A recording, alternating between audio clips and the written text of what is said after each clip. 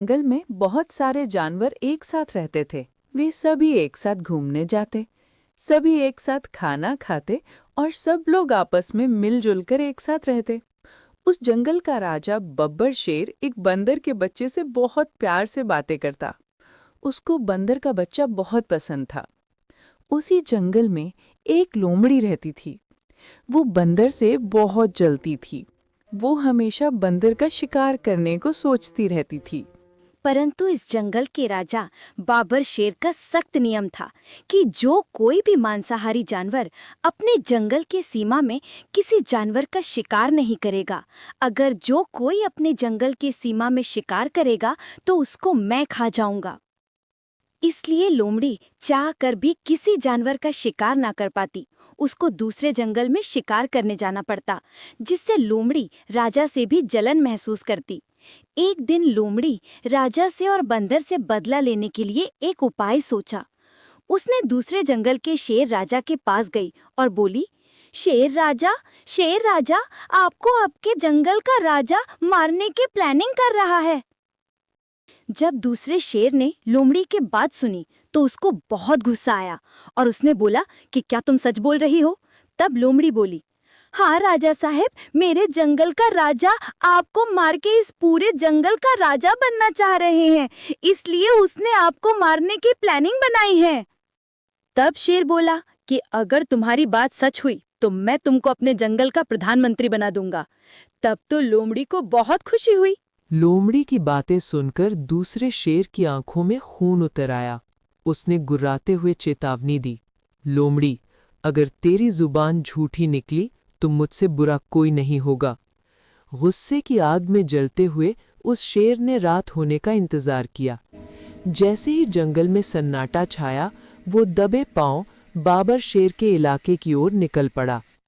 उसने इतनी सफाई से एक नन्हे बंदर का शिकार किया कि पत्ता तक नहीं खड़का। सुबह हुई तो उस बच्चे का कोई निशान नहीं मिला। धीरे धीरे हर रात ये खौफनाक खेल चलने लगा। कभी हिरन गायब होता तो कभी कोई और जानवर। सभी जानवर डर गए। उन्हें लगा कि हमारे जंगल में दूसरा शेर तो आता नहीं। ये जरूर हमारे राजा बाबर शेर का ही काम है जो हमारे बच्चों को खा रहे हैं। लेकिन तभी एक समझदार बंदर ने हिम्मत दिखाई और कहा, नहीं, हमारे राजा ऐसा नहीं कर सकते। हमें एक बार उनसे बात करनी होगी। सभी जानवर डरते डरते बाबर शेर के पास पहुंचे। प्रजा का दुख देखकर बाबर शेर का दिल पसीज गया। जब उन्हें पता चला कि रोज जानवर गायब हो रहे हैं तो उन्होंने गंभीरता से आदेश दिया, आज रात से तुम में से एक एक बंदर जंगल की सीमा पर पहरेदारी करेगा। मैं देखता हूं कौन मेरे जंगल में घुसने की जुर्रत करता है। अब हर रात बंदर पेड़ों पर बैठकर निगरानी करने लगे। ये खबर उस चालाक लोमड़ी ने दूसरे शेर को दे दी और कहा, महाराज रुकिए, अभी बंदर पहरेदारी कर रहे हैं, अभी जाना खतरे से खाली नहीं। कुछ दिनों तक शिकार बंद रहा। बंदरों को लगा खतरा टल गया है, इसलिए वे लापरवाह हो गए और पहरेदारी बंद कर दी। लोमड़ी तो इसी टाक में थी। उसने तुरंत शेर को इशारा कर दिया। उस रात शेर फिर आया और एक बेखबर बंदर को दबोच ले गया।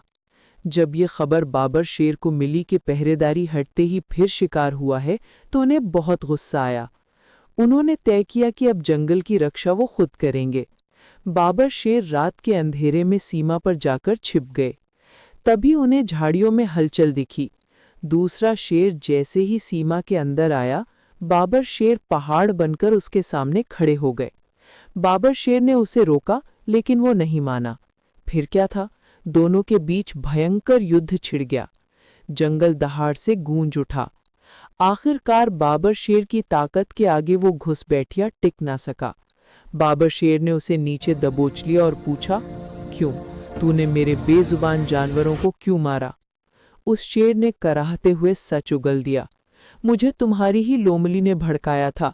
उसने कहा था कि तुम मुझे मारने की साजिश कर रहे हो, इसलिए मैंने गुस्से में तुम्हारे जानवरों को मारने का सोचा। बाबर शेर हैरान रह गए और बोले, मैंने तो ऐसा कभी सोचा भी नहीं था। सच्चाई सामने आ चुकी थी। गलतफहमी दूर हुई और वो शेर अपनी गलती मानकर वापस अपने जंगल लौट गया। अंत में जब वो धोखेबाज लोमड़ी सामने आई तो बाबर शेर ने उसे उसके किए की सजा दी। उन्होंने एक ही वार में उस मक्कार लोमड़ी का काम तमाम कर दिया और जंगल में फिर से शांति छा गई।